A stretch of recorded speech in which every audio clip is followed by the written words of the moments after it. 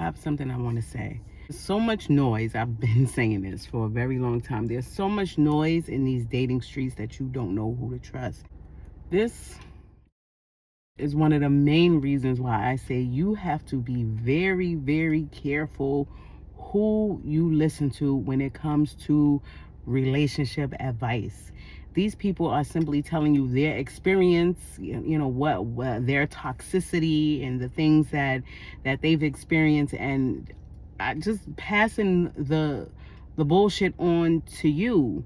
They haven't been to any type of schooling. They haven't been they haven't been trained. They don't have the knowledge. They don't have the bandwidth to share any type of knowledge about what you should and shouldn't be doing in your relationships. What a red flag is, how to move on from it, how to heal. They're just out here, hooting and hollering and serving you drinks and smoking in the audience. And when you're doing all that, you're diluting your common sense.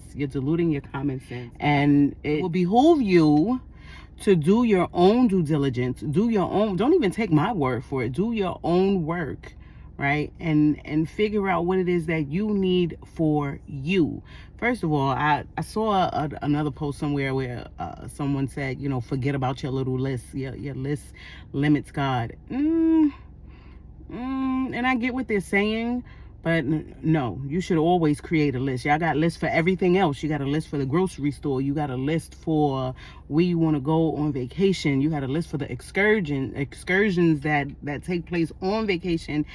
Everything requires a list. Why wouldn't you compose a list for somebody who you want to spend the rest of your life with? Like, this is somebody you're going to, if you have children, possibly introduce to your children. Somebody you're going to take home to your mama and your dad. Why wouldn't you want to have a list? Right? Compose a list of the things that you desire in a partner. And what that does is I'm not talking about material things. I'm not talking about a car and a good credit score. Those are bonuses. I am speaking specifically of his character, how he treats people, how he treats the waiter staff, how he treats strangers. What's his relationship like with his family? Does he have a family? Where is his family? Does he dock somewhere a couple of times a year? Where does he spend Thanksgiving if he believes in those type of holidays? Like, you have to be aware of all of these things when you are choosing a partner to spend the rest of your life with. And you should be dating more than one person. I don't care what anybody says. Not being intimate with, don't do that. But you absolutely should be dating more than one person at a time, because how do you know what you want in someone if you are not dating multiple people, right? If you choose to date one person at a time, that is you wasting your own time, because 6 months, a year, 2, 3 years down the line, you find out all of these things about this person that you don't like and you could not stand, but you saw the red flags in the beginning. But because he smelled good on the first couple of dates and he was fine,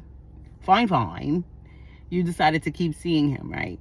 So basically what I'm saying to you is, know what you want before you start dating. Before you step out into the dating streets, before you get on the apps, make a list of green flags and make a list of red flags. And if you don't know what you want, write down all of the things that happened to you in your past relationships that you know for a fact that you don't want to experience. You put that on one side of the paper, and then on the other side, just write the total opposite. If you was with someone who was always in somebody's inbox and that's a red flag for you, then the opposite of that would be someone who pays attention to you, someone who is always in your inbox and complimenting you. You know what I mean? And it sounds simple, or it might sound silly, but those small things end up turning into huge things when you don't address them with yourself in the beginning with your list. A list is important. And please, please, please, please, please, please stop listening to these people. Please. You don't even have to listen to me. What I'm giving you is a suggestion, and then you take it and you do with it what you will. But do your own due diligence when we are talking about somebody you're going to spend the rest of your life with, and stop asking these people who have no type of background in anything relational other than they have a microphone and a platform. And they open their mouth and they're just loud and wrong. Loud and wrong. Stop listening to them. Do your own due diligence. Until next time, take care.